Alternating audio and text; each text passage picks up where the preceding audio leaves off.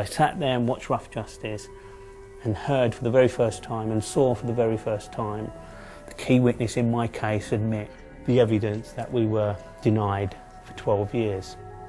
That put something back in me that had gone the moment I was convicted. It was not just Rough Justice that had become interested in Rowe's case. In 1997, an independent body was created to investigate suspected miscarriages of justice. The Criminal Cases Review Commission, or CCRC, was a response to failings exposed by the Irish cases. It was the first body of its kind in the world. The CCRC is undoubtedly a valuable extension of the system, particularly because it provides an independent, responsible and continuing safety net by which to catch potential miscarriages of justice and to put them right. This was the very thing which Tom Sargent, whose organisation Justice had kick-started and sustained Rough Justice, had argued for since the 1960s. He did develop this idea that there was, a court of last resort or another body which could take up these issues. Now, he died in the late 80s, 88, so he never saw the Criminal Cases Review Commission, but it was what Justice argued for. I think the germ of it was his idea, and so, yeah, it was a posthumous achievement for him when it was established. The Criminal Cases Review Commission had taken on the Raphael Rowe case at the same time as Rough Justice. In the year 2000, the Commission brought his case to appeal, and Rowe finally walked free. Free after more than a decade behind bars, Raphael Rowe and Michael Davis emerged from the court understandably angry at what they said was a terrible miscarriage. Would never have happened. I was 19 years old when they put me in prison. I'm 32 years old now. 12 years of my life lost, gone, forever. I'll never, ever get those years back. I've been seriously damaged by my ordeal. I found a lot of things very difficult. But what helped me more than anything was the opportunity I got to become a journalist. Unlike Jock Russell 15 years earlier, Rowe was able to rebuild his life thanks to studies he'd undertaken in prison. Did a correspondence course whilst I was in prison. To get journalists interested in my situation, I needed to understand more about journalism. Following his release, Rowe got a lucky break into journalism. It was a chance meeting with the then editor of the Today programme on Radio 4 that started the second phase of my life. In 2002, Rowe became a reporter for BBC Radio 4's Today programme. With Rowe's release thanks to the Criminal Cases Review Commission, it seemed as if television investigations into miscarriages had become redundant. I think the setting up of the CCRC removed from public service broadcasters the feeling that this was an area that they had a duty to look into and to investigate and to televise it. Nearly everyone who was involved in making miscarriages programmes wanted a criminal cases review body. They kept saying there isn't an official way of looking into miscarriages, and it was created, a great thing to do that. But by doing that, you could argue that the grounds for making programmes about it, about having dedicated units, was somewhat undermined. It gave them the opportunity to say, well, OK, we can leave this to the CCRC and we can move on and we can do other things. The institution that had helped free Rowe was now helping undermine Rough Justice. In 2000, David Jessel left investigative television altogether to become a commissioner on the Criminal Cases Review Commission. The CCRC was like kind of the nationalisation of the miscarriage of justice industry, as it were. The Criminal Cases Review Commission seemed to provide the solution. The judicial system had been fixed, and journalists began to look for other causes to champion.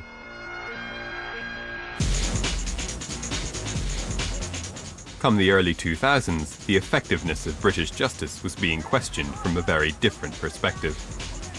A perception that crime was rising and criminals were escaping punishment was taking hold.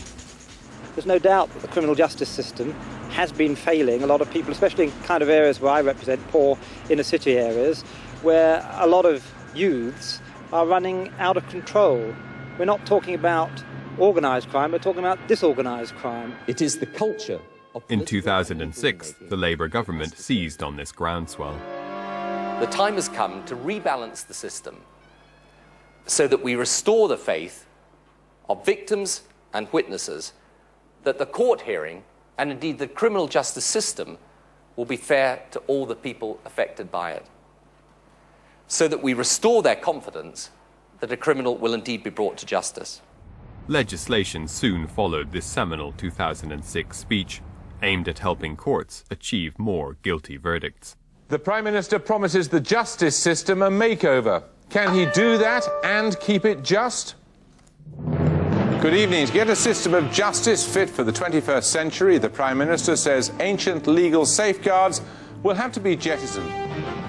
It had always been assumed that there were various pillars underpinning the criminal justice system, but these were swept away under the Labour governments of Tony Blair and Gordon Brown. Protection against double jeopardy, gone. Habeas corpus, gone. Can't be convicted on hearsay evidence, gone. Can't be convicted on anonymous evidence, gone. Bad character evidence brought into trials, previous convictions brought into trials, and even, as it were, the inner sanctum of trial by jury, that too was gone because they said you could be tried by judge alone in some circumstances. Around the same time as the new Labour legislation, the BBC launched a television series that reflected the new emphasis on catching the bad guys and making them pay. Set among the unreconstructed environment of 1970s policing, the huge popularity of Life on Mars mirrored a nostalgia for the bad old days of police work that Rough Justice had done so much to expose.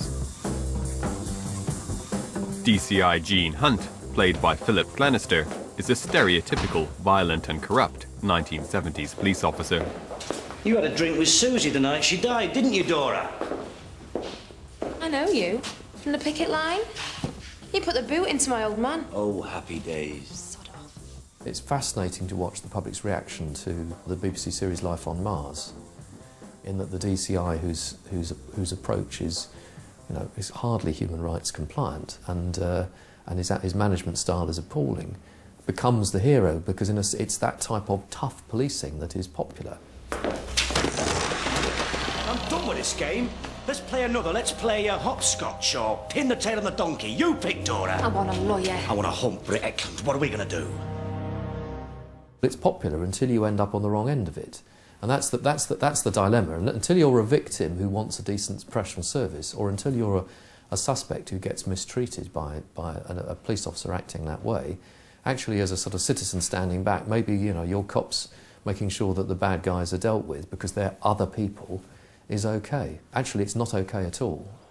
With the zeitgeist on the side of catching criminals at all costs, the process of proving someone innocent all but disappeared from TV screens. In terms of the journalistic agenda and what programme makers feel that the public are interested in, I think it's terrible to put it this way, but it's slightly gone, miscarriages of justice, slightly gone out of fashion as an issue, and we're much more interested in looking at the legal system and the police system in other ways. Changes within television added to the decline of the miscarriage story. Television worries enormously about audiences. It worries about the commissioning structures and how the audiences are going to be reached.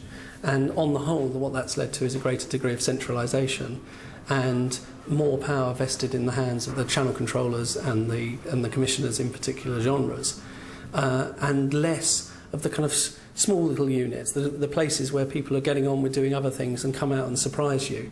It's not a kind of deliberate thing, but Rough Justice was very much a victim of that.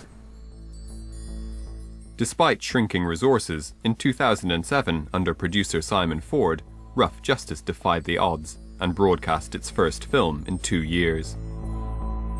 This is the story of a brutal murder, a burglary that led to the death of a 79-year-old woman. But it is also the story of a man who says he was nowhere near the crime, but has been jailed for life for murder. The programme reflected the diminished status of Rough Justice. Lacking the resources to conduct its own investigation, the film followed a group of undergraduate students conducting independent research into the case of Simon Hall, a man imprisoned for murder in 2001. Good morning. Can I speak to Professor Jameson, please? This is Gabby from the University of Bristol Innocence Project. The students were part of the Innocence Network, a Bristol University-based organisation dedicated to reinvestigating suspected miscarriages of justice. Across the country, hundreds of students contribute their free time to this volunteer organisation. The Simon Hall case required complex scientific analysis. The evidence against Simon was a trail of fibres found at the murder scene, which the prosecution say matched fibres found at Simon's home and in his car. However, the fingerprints found at the scene were not Simon's. The police found no DNA evidence at all to link him to the murder. The fibre evidence at the heart of Hall's conviction demonstrated how the nature of reinvestigating criminal cases had shifted. In the Simon Hall case, the conviction in the end was mainly based on the examination of fibres. So we have scientific evidence taking over cases and dominating them. Historically, I think convictions were obtained largely on witness evidence, whereas the game had changed now completely. And what we had was a new situation where convictions were far more likely to be obtained in highly technological areas like CCTV, mobile phones, computer evidence, even sat-navs, and of course there's DNA evidence. The high-tech nature of modern detective work underpins the explosive growth of the crime scene investigation TV genre, kick-started by the American CSI franchise, launched in the year 2000. The fascination with forensic procedures has since bled into all areas of television. To the untrained eye, a crime scene can appear to have no clues. But to a crime scene investigator, or CSI, they're everywhere. While modern forensics were providing a boon for TV, the resources required to interpret the huge sets of data produced were making defending and reinvestigating cases incredibly complex and often prohibitive. The students investigating Simon Hall's case were on the right track, but reinterpreting the fibre evidence was too complex. You don't have anything yet to suggest that the evidence that was given at trial was wrong in any way. And you've got to really focus on that. You have not got anything. There are lots of question marks. The students couldn't find the new evidence they needed. Rough justice could not help Simon Hall.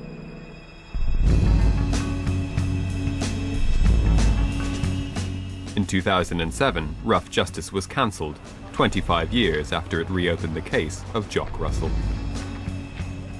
Simon Hall, like anyone else believing themselves to be the victim of a miscarriage, would have to rely on the Criminal Cases Review Commission. Yet there are questions over how much the Commission can achieve. But I think there are still a number of issues with the CCRC. The level of resources are constantly dwindling. The level of work is constantly rising at the CCRC. So I think in that respect there is still a big investigative gap for the media. Prisoner number So with some criticism of the Criminal Cases Review Commission beginning to be generated, is there still a need for a programme like Rough Justice? I'd have thought it would be relatively easy for the BBC to justify such a thing, provided it wasn't politically biased, provided it was doing its investigations without fear or favour, and provided it was not seeking to make a political point. Embarrassing the judicial system, I think, is absolutely fine and is merited if the judicial system has been proved to be wrong or wanting in some way.